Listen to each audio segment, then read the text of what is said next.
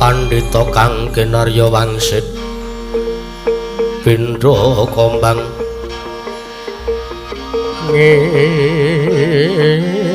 sapa matu sarining tawang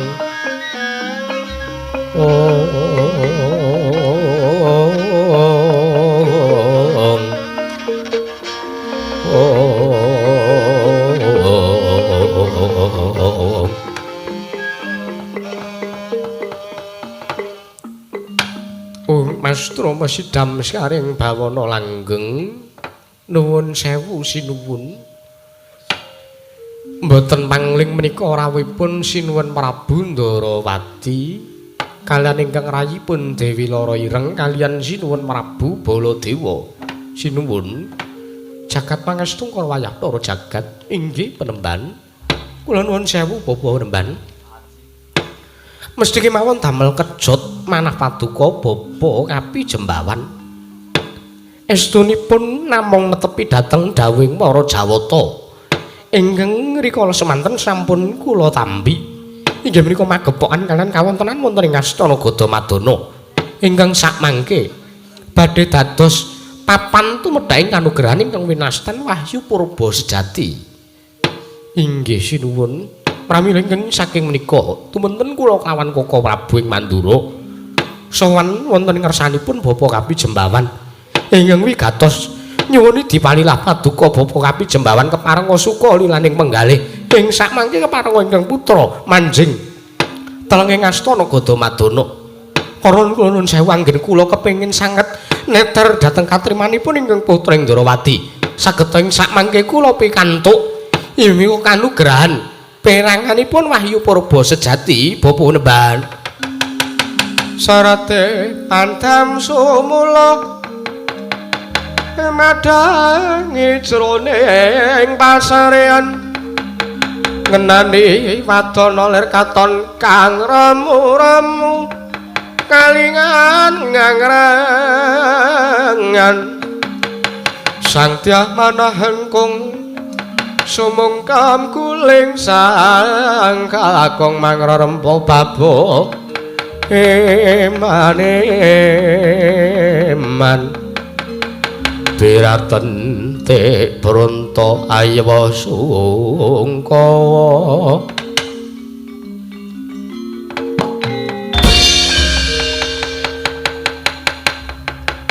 Astungkara Sidam saring bawana langgeng inggih anak Prabu inggih sinuwun Prabu Ndarawati menawi sampun tetra sedaya menika dawuhipun para Jawata pramila sakmangke anggenipun ingkang bapa badhe keparengaken paduka anak Prabu Sri Bathara Kresna Sumawana Sangya para kadang rawuh wonten mriki kang sumanggaken rawuhipun mlebet wonten ing Astana Gadamadana matur sembah nuwun penemban nuwun sewu penemban menawi kula dipun keparengaken matur sinuwun Prabu Baladewa badhe paring dawuh kados pundi sakmangke gandeng ingkang putra inggihipun Yayi Ndarawati kaliyan ingkang putra Punata Mandura pun Prabu Baladewa sampun bronten ing Astana Gadamadana kula suwun kanthi sanget Bu Penemban mengke menawi wonten satriya Nalendra utawi Brahmana ingkang boten wonten sambung rapetipun kaliyan Trah Mandura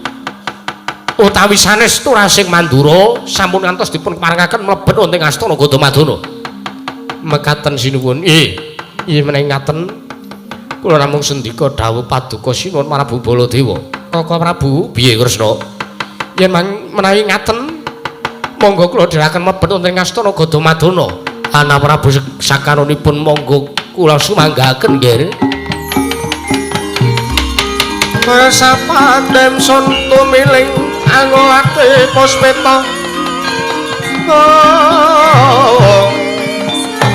Puspeta meta-meta kang warni manjing tanah ana sekawarsi iki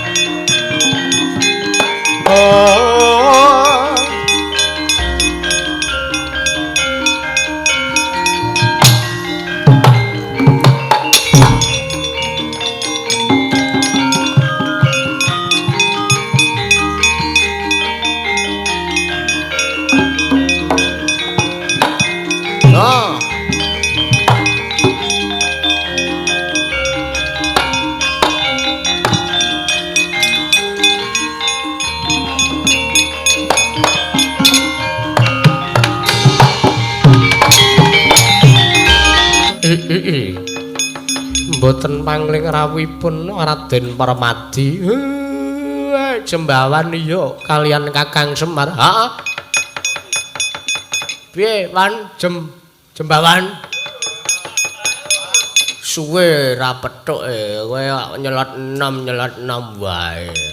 Cangkemmu saya jembar ku nek tekan kuping piye? Kajengipun to Ki Lurah. Jan persis ajik kowe. Ajik mriku sinten? Sing nyaran niku lho. Sing bocahe cilik metikil. Ali-aliku sedeng dienggo ning jempol. Kakang Semar menika Raden Permadi. Jembawan iya Jembawan. Inggih penemban kepareng kula ngaturaken sembah bekti kula kunjuk Raden Permadi kula tampi dawa sami-sami. Wonten wigatos menapa Raden teka mlebet prapta wonten ing Astana Gadamadana. Raden Jembawan Kakang Semar kados pundi? Yektine anane Panakawan padha prapta ning kene iki emeng arep ngeterke sartane nderekke kelawan daraku Ndara Permadi. Sing kepengin banget neter marang ketrimaning uripe mlebu ning Astana Gadamadana. Mbok menawa oleh perangane wahyu purba sejati, Jembawan gonjang ganjing langit kelap-kelap katon. Lir genjang alis risang maweh gandrung.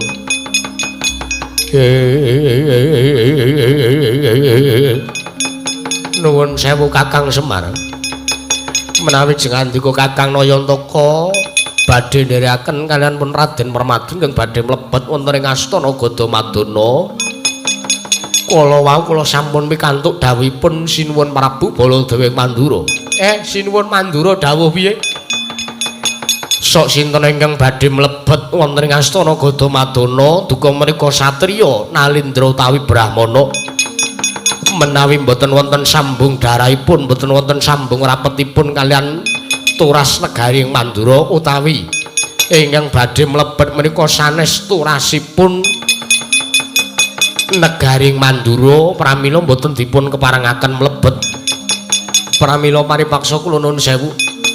Raden Permadi kula aturi kundur kemawon awit jengandika Raden Permadi menika mboten wonten sambung darah kalian turas Mandura. Kosik kok ngawur kowe.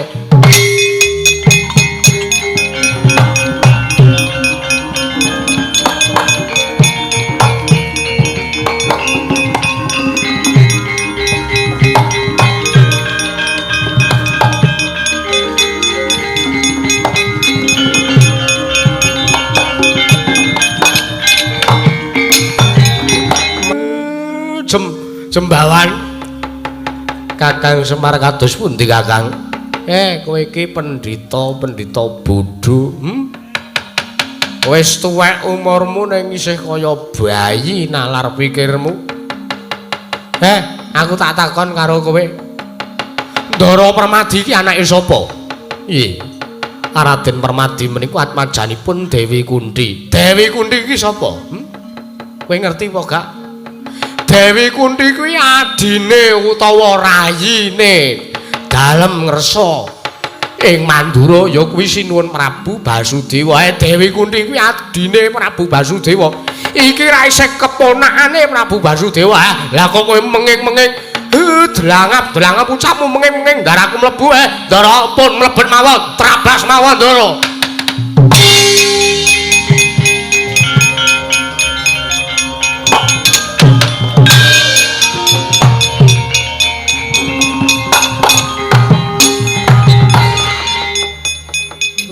Pendhita ki nek ora nggunakake nalar pikirmu. Inggih Kyai Semar nyuwun pangapunten. Nala Gareng Petruk Bagong ayo derekno. Nggih Pak, nggih Pak. Mir.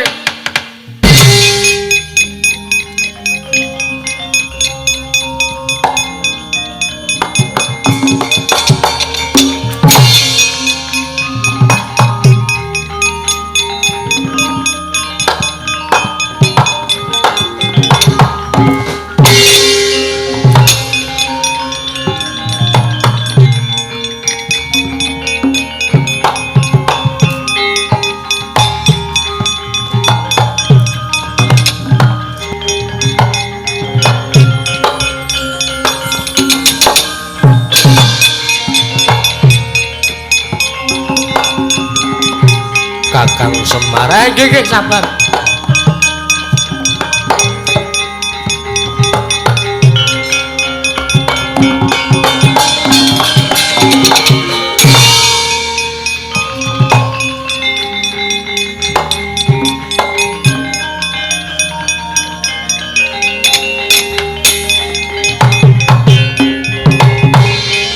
Kakang Semar, pripun Ndara? Aku wis mlebu ning wewengkon Astana Gadamadana sak banjure piye? Nuwun sewu lho. Panjenengan kedang atos-atos merga nuwun sewu. Wonten ing saklebeting Astana Gadamadana menika wonten wujudipun Sela Gilang. Pramila papan mriki menika sanes papan sing baen-baen Ndara. Sela Gilang kuwi apa Kakang? Sela Gilang niku nggih. Nggih menika papan palengganipun Sinuwun Prabu Sri Rama Wijaya nalikanipun mejang kalawan nggih menika rayinipun nggih menika Raden Barata. Apa Kakang Semar mangerteni? Ora ming mangerteni kula niki ndenangi. Kula niki panakawan lintas generasi kok. Dadi sak mobah sing kawontenan donya kula pun apal, kula pun dong. Iya Kakang Semar sak banjure kepiye? Nuwun sewu. Sampean mang lenggah teng Sela Gilang. Nek sampean kiat lenggah wonten ing sak inggiling Sela Gilang niku nuwun sewu. Ateges Ndara kula Ndara Permadi sing bakal kedunungan wahyu ning Ratu Ndara.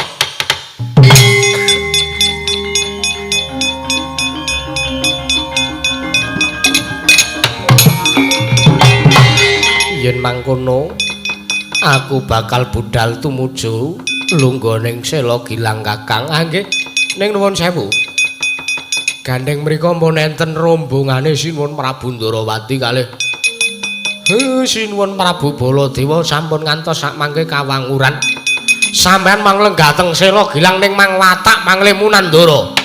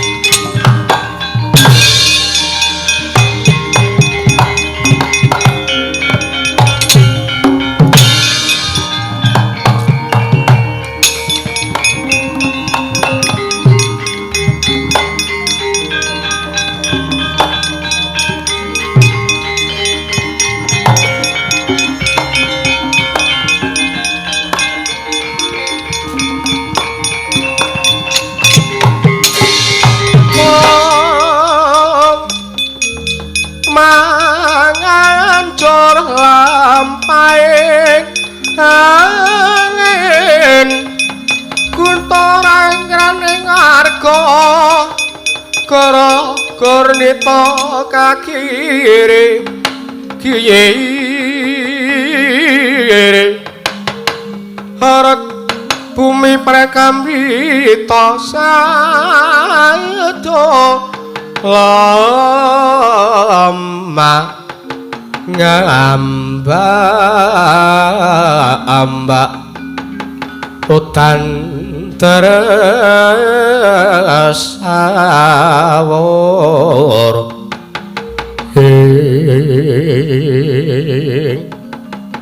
Koko Prabu piye Kresna menika kula lan paduka sampun mapan wonten sak ngajenganipun Sela Gilang. Lah iya kuwi Sela Gilang iki dawuhipun para Jawata sok sinten ingkang keduga kiyat lenggah wonten ing sak madaning Sela Gilang menika sak mangke bakal inggih menika pikantuk wujudipun wahyu cahyaning rat. Wah, lajal. Kresna wonten dawuh Prabu. Oh para prayogi untuk pun kakang nyoba. Sumangga kemawon. Nanging menawi mboten kiyat kula nuwun sewu lho. Ateges padukan Joko Prabu menika mboten badhe kedurungan wujudipun wahyu cahyaning rat. Oh ya wis. Ya tak coba ning Kresna. Monggo Prabu.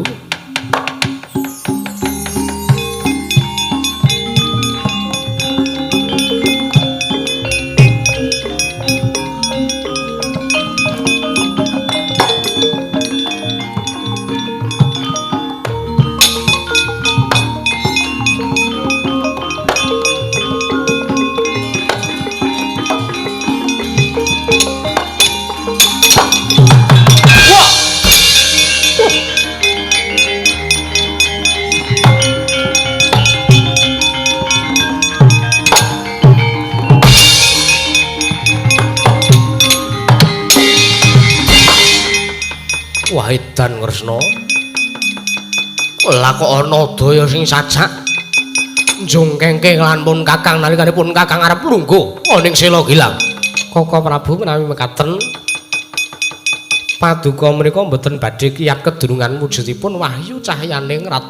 Waduh, ora kedurungan wahyu ratu terus aku kedurungan wahyu apa Kresna?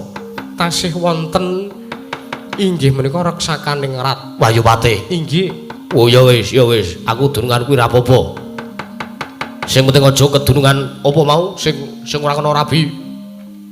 Luwih saka ping siji mau yuwananing rat. Nah, aku aja ngasih kedurungan kuwi. Lah sing wahyu menika sing mangertos namung panguwasaning Dat Kamorwing Dat kok Prabu. Titah menika mboten saged milih wahyu ingkang badhe dipun gayuh. Saora-oranipun Kakang wis budidaya lho Kresna. Kresna, wonten dawuh Prabu, jajal kowe lungguh. Jajal rasakno netero marang ketrimaning uripmu. Mbok menawa pancen kowe kuat lan sartaning mengko keduga bakal kasinungan wujude kanugrahan kengaran wahyu cahyaning rat. Sampun to Koko Prabu, kula menika menapa to? Pakaran kula tring ngalam Padang mriku namung inggih menika njejegaken barang ingkang leres. Lah iya, kowe dadi ratu sak kedhak turunmu. Dadi Nalendra kuwi njejeke kautaman. Sampun kula tak ngawon kemawon. Kula trimah ngalah kemawon mboten sanggaya wahyu cahyaning rat. Walah, ya wis yen to kaya mangkono. Sak karepmu Kresna. Lara ireng ana dawuhmu apa Kakang? Jajal netero marang ketrimaning uripmu lungguh ning Sela Gilang. Iya, Kakang.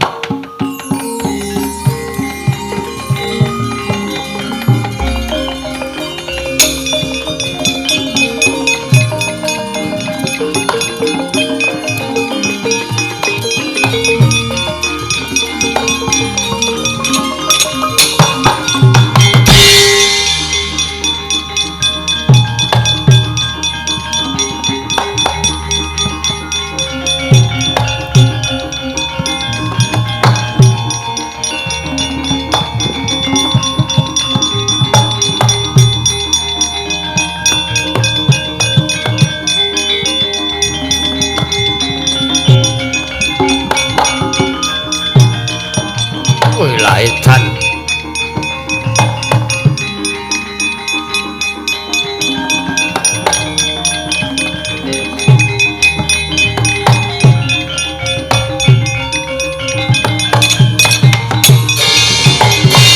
Yata ruta saking kutha Sangkara kula Yanamutusa Sang Sri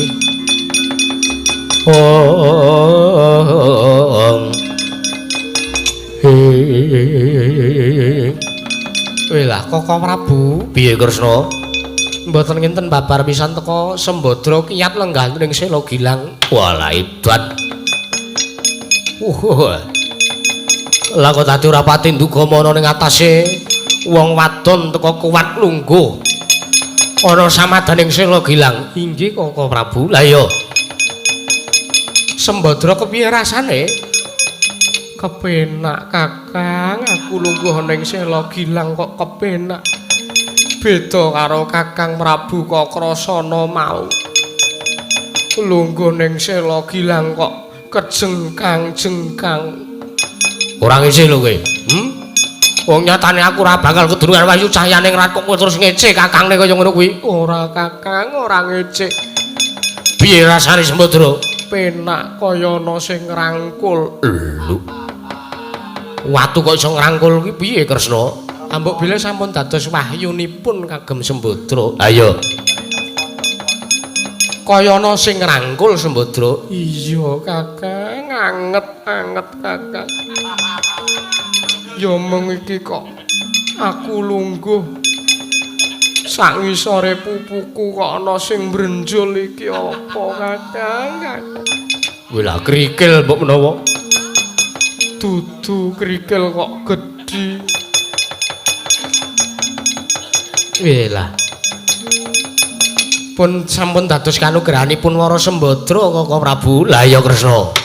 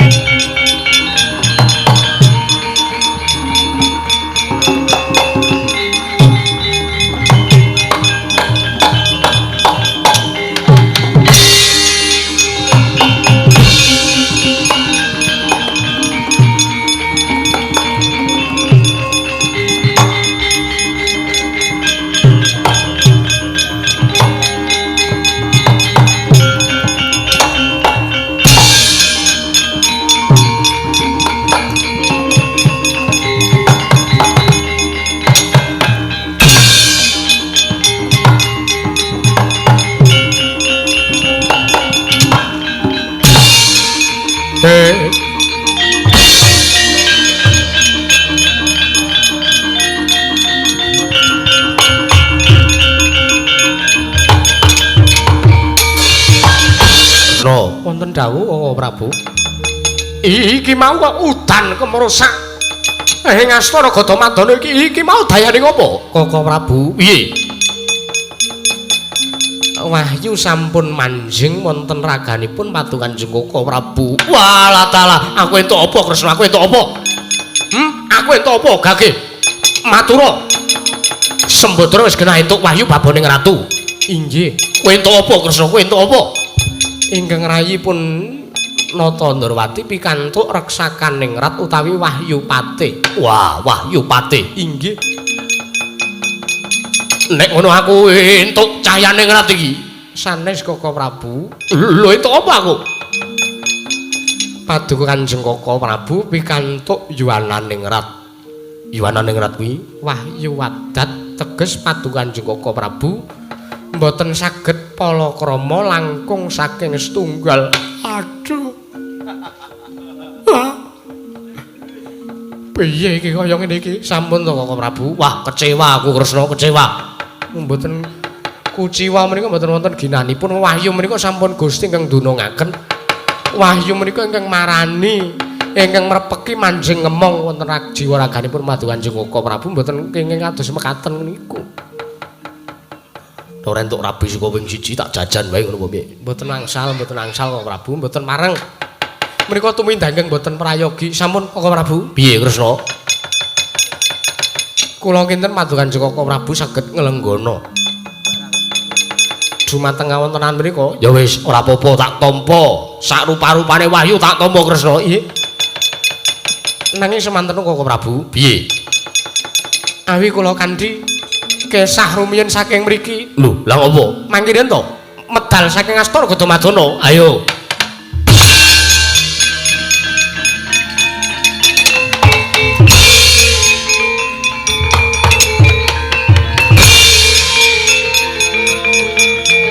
Kok ditinggali piye?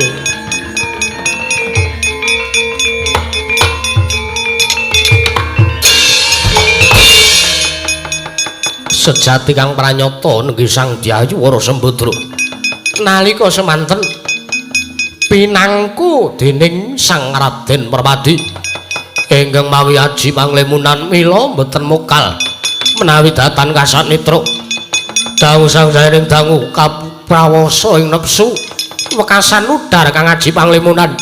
Saya dangu saya ketawis gemremeng Sang Permadi angungrum sang diayu lara ireng jejimatin tilam sari saweng purnama cahyamu wanes kamantian liringmu pandam kamarutan sumbuga nuju pranama dedeg mandra rangku kakang mbok apa ora krasan yen to tak kangeni pirang-pirang dina iki dina sak mengko wis kelakon panjang kaku kelakon ketemu kelawan kowe kakang mbok kakang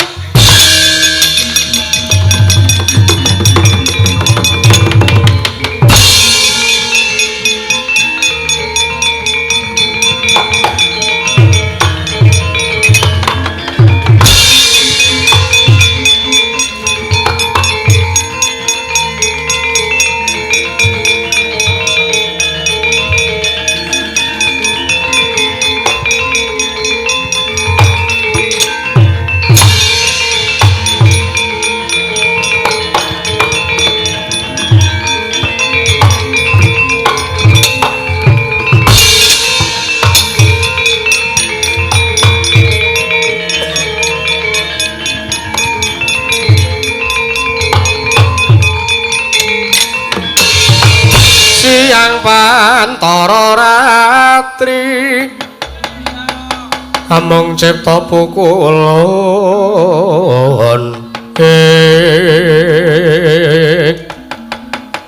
Koko Prabu piye Kresna sing jeneng Wahyu menika mboten saged dipun kuciwani iya aku wis nglenggono kok jernyatane aku ora rabi luwih saka ping 1 ora apa-apa ha nggih Kakang ana demit Kakang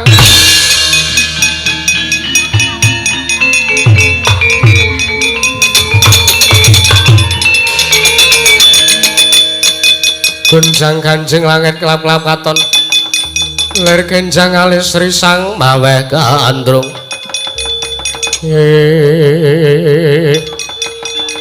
Sembadra mlayu-mlayu ngapa lara ireng ana ngapa Yayi lah kok dadi bengok-bengok sekawe kowe lungguh ning Sela Gilang Kakang Prabu ana demit piye ana demit Kakang sekawe aku lungguh ana ing Sela Gilang krasa kepenak anget kaya ana sing ngrangkul lah kok demite iki ngomong karo aku ngungrum gandrung karo adimu Wara Sembadra Kakang iblis lanat hei demit petuana kakane Sembadra wae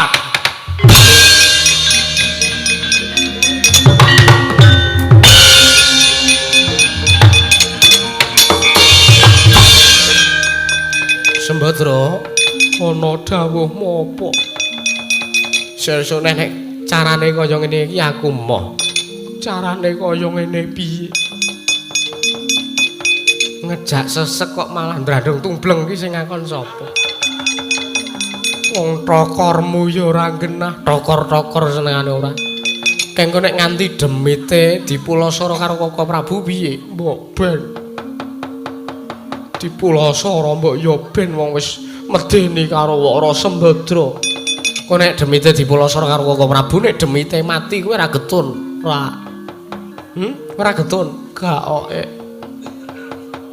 kowe ora getun tenan ora senengane kok ya ngono gah wela Sembadra iki pancen bocah ngeyeng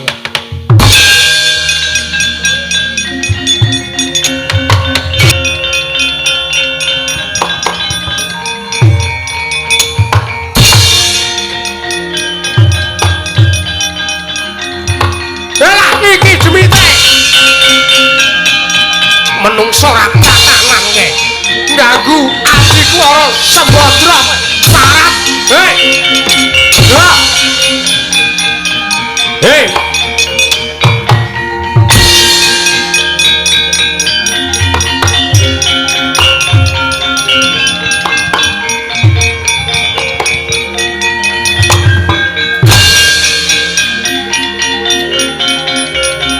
menungso ra tatanan hei menungso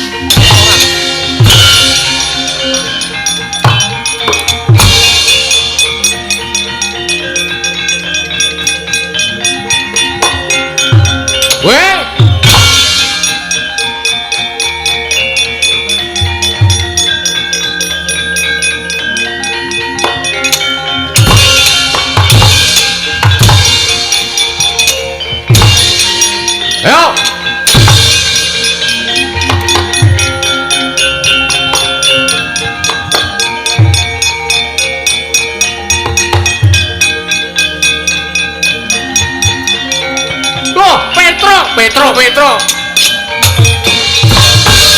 Lho. Kowe tadi mbelani karo Demit? Kowe mbelani karo Demit? Kowe mbelani karo Demit sing ganggu adikku karo Sembadra. Ah, sampeyan Demite.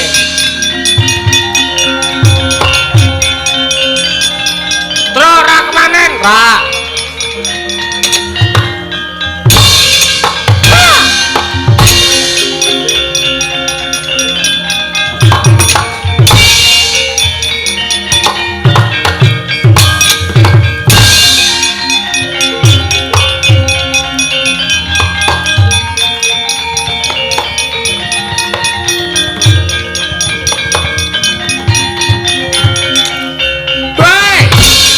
Setan, ora edan, sampean kleru kok ora. Hei.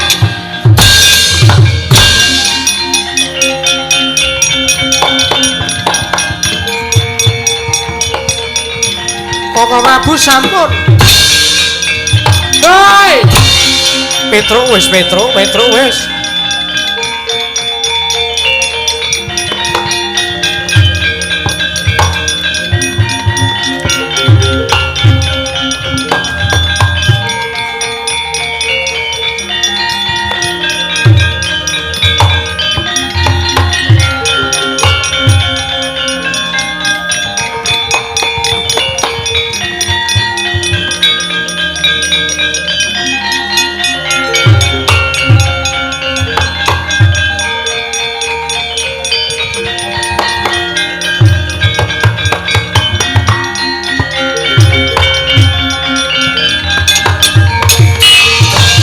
Yata laruta sangkaing kutha sanggara kala yana mutusa sang sri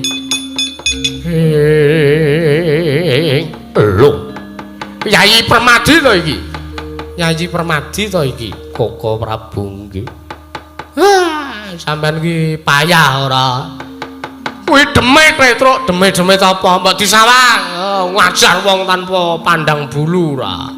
Iki Ndara Permadi kok diarani Demit ora baguse wong ngene kok Demit. Sembadra kuwi padha Demite mau. Iya kuwi Kakang. Lekas nakal ta, Tru? Ha iya. Yen ngono kuwi watake ranu iki. Ha iya.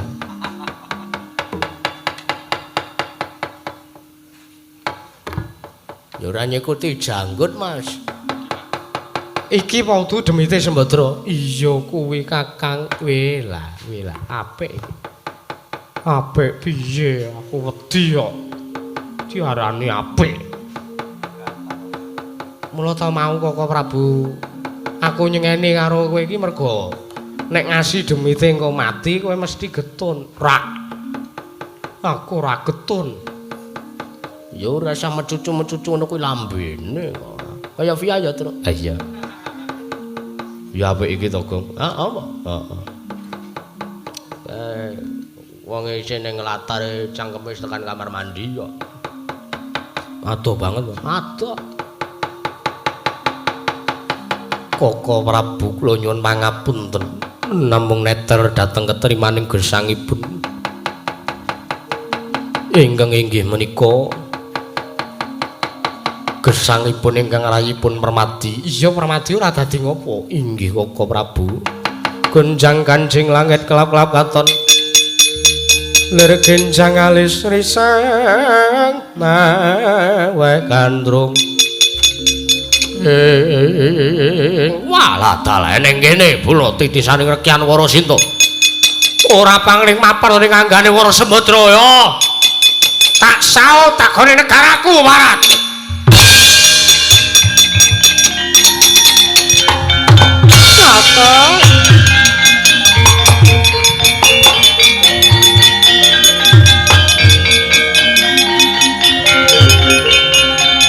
Lho.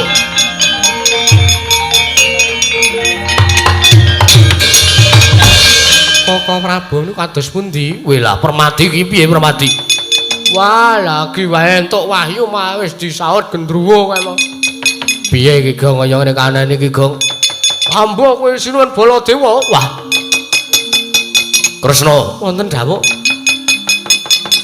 Perkara iki ndak kira ora bakal rampung yen to pun Kakang ora nganake sayembara. Keparengipun kados pundi? Sapa sing iso mbalake kadangku Wara Sembadra ya lara ireng. Nek wedok taku kadang nek lanang ben kon ngrabeni mundhut garwa karo Wara Sembadra ya lara ireng.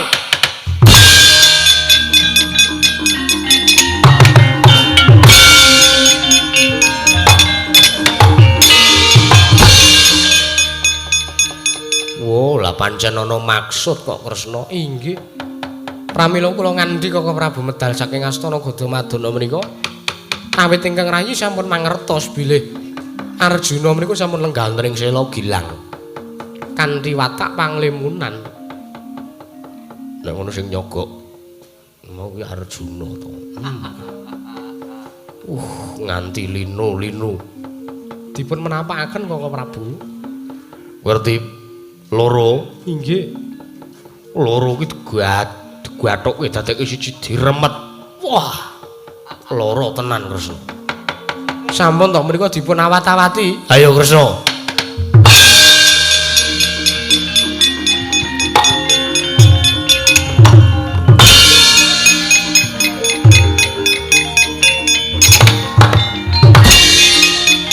Ayo Kang. Ayo.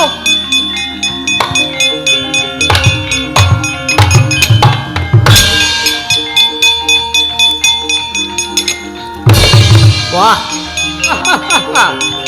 Aha.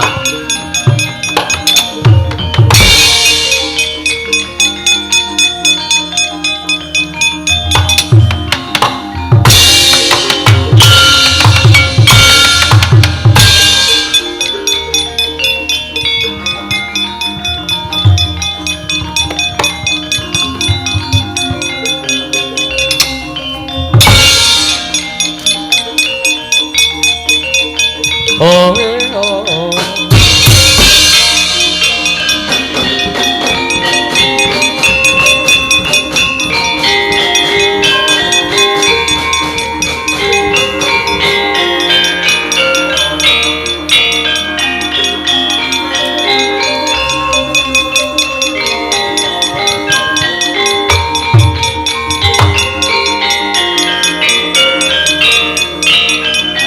Wah, Sembadra lakon kowe tak boyong Sembadra.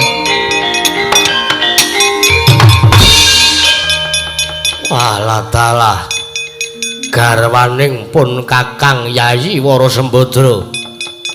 Sinuwun Prabu, sinuwun Prabu. Iya Yayi iya. Heeh. Aku arep teka menyang endi sinuwun. Aja kuwatir, aja sumelang. Kowe arep tak ning negaraku ya negaring Tawang Gantungan. Merga wis sangka lahir lan batin tresnane Prabu Kudayatma karo kowe. Ora-orane yen to kowe tiba ning Pathasuryang kowe bakal tiba ning kasur babut. Ora-orane kowe tiba ning Sureng Kasangsaran nanging mesti bakal kebak katentreman Sembadra. Iki kok liwat nggon apa jenenge apa Sembadra? Iki liwat ngendi ke Prabu Kudayatma? Walah. Kowe tak go ngambandir Gantara. Oh alah, mula kok kaya pesawat. Pesawat ki apa?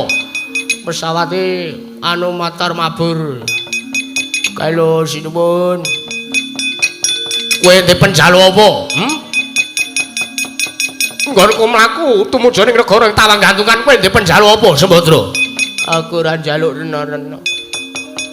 Aku mau njaluk sandang pangan penting kecukupan uripku ning negara Tawang Gantungan. Isa kepenak ndi anak bagus aku mendina tok puaske. Mesti tak puaske. Yo. Wah enak nih. Metu mburi yo. Lho. Wis garwaku kok isih kekarepanmu kaya ngono. Kowe sangka gugup apa piye gendong aku? Yo. Prabu Kudayatma piye? Sembadra piye? Siadoh apa ora? Siadoh. Mbok medhun sik. Ngopo? Nguyuh. Walah. Wong wedok kok nguyuhan. Aku kan wis daringan bocor. Medun ya Prabu Kudayatma. Ya, tak turuti panjalukmu garwanipun Kakang. Alon. Ya ora bengok-bengok kaya ngono kuwi lho senengane ora. Wong wedok kok bengok-bengok. Bajigur. Trembelane. Medun. Oh, Prabu Kudayatma. Aja tak delok lho lek nguyuh. Ora. Aku njaga kawibawane garwaku ya Yayi Wara Sembadra. Heeh. Marep rono aja noleh. Ora. Gage nareng nguyuh gek nguyuh. Oke.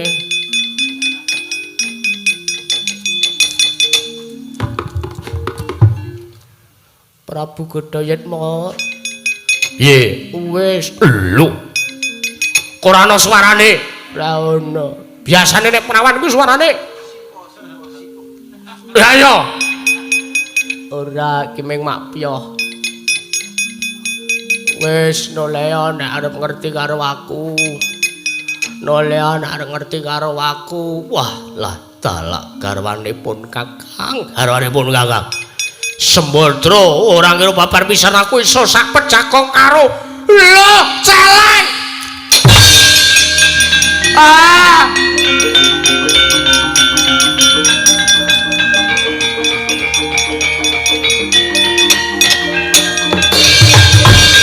Yang satelek menungso ora tatanan. Lah kok dadine aku semen aku nggendong lawan Wara Sembadra kok dadi malih rupane kok dapurmu. Prabu Kudayatma. Piye? Aku padamu. Ora. I love you. I love you.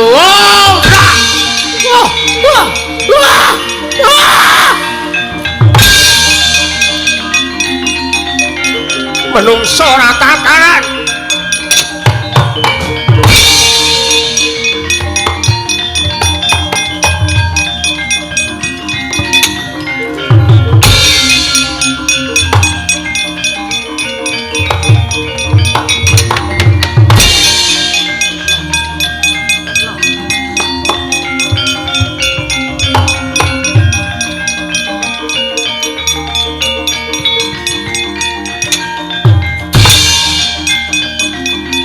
Kakang Semar.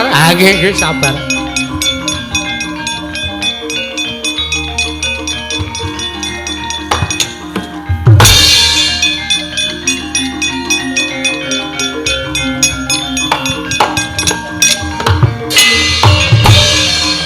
Perkara iki yen ta ora Kakang Senggana sing ngrampungi ora bakal rampung. Nggih. Ora pangling nika sukmane Prabu Dasamuka. Iya Kakang. Nggih. Mang matek aji pamling Anoman ben tekan mriki, Ndara.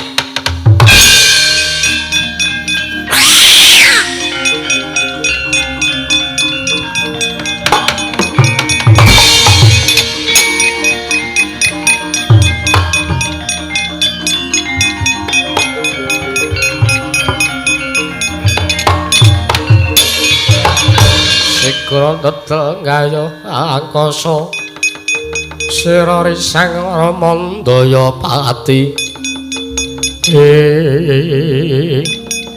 Sinuwun Ndrawati nyadhong dawuh sinuwun Kakang Anoman wonten dawuh. Perkara iki yen ta ora kowe sing mungkasi ora bakal rampung. Lho, wonten perkawis menapa? Kowe kepethuk mungsuh lawas. Sinten? Prabu Dasamuka. Wilada mati dening Anoman.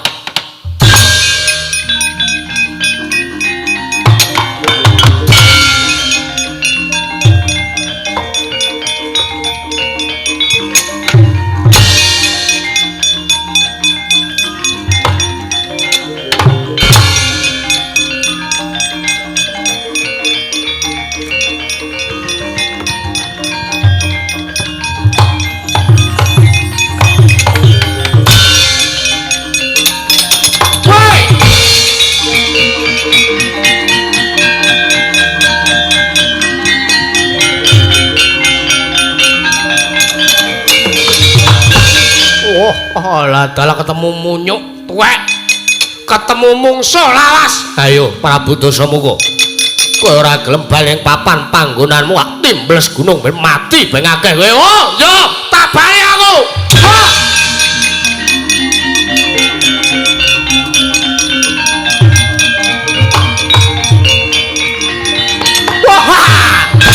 Woi.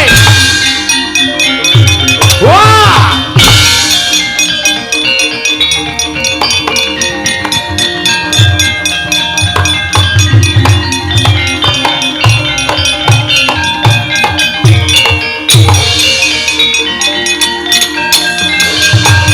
Samadhangi jagat duk mungo paning sapucahing wukir marba bang sumirat keneng soroteng surya mekelan gunung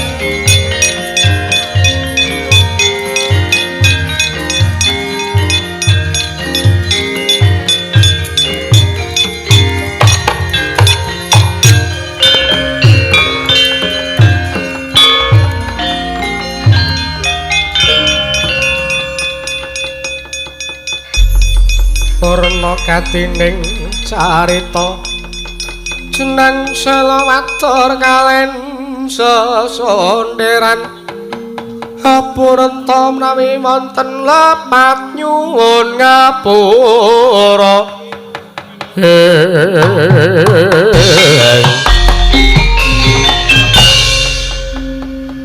Kakang Semar, dawuh sinuwun. Ngaturake gunging panuwun kang tanpa pepindhan. Napa to?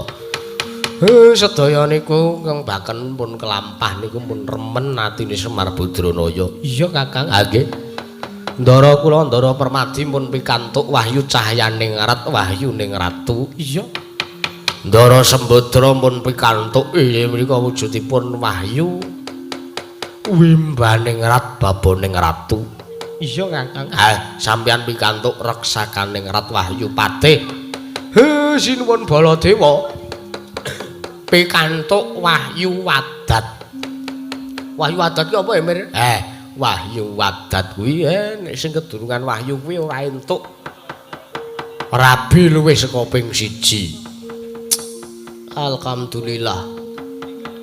Aku mek wong sak derma nglakoni radi wahyu apa-apa. Duweku mung wahyu senyum tok.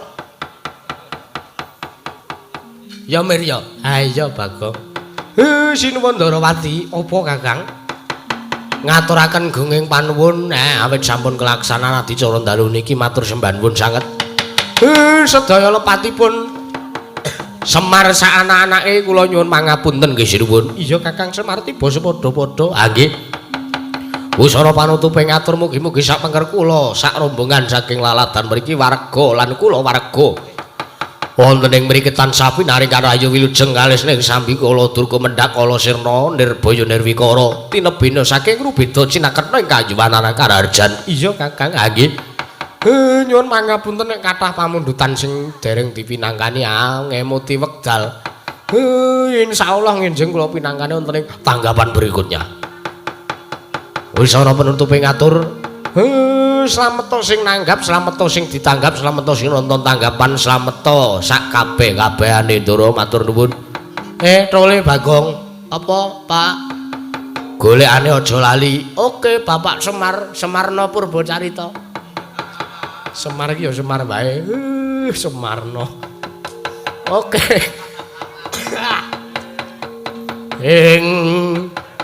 Tro, tabuhi tro, bunange tro. Apa? Sakarepmu wis arep gambir sawit, arep kukur cucur, arep cucur apa?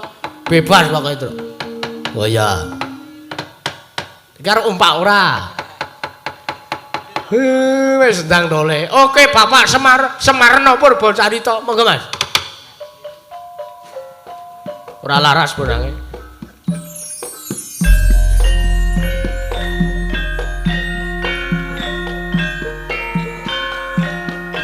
Matur sembah nuwun sedaya lepat nyuwun pangapunten.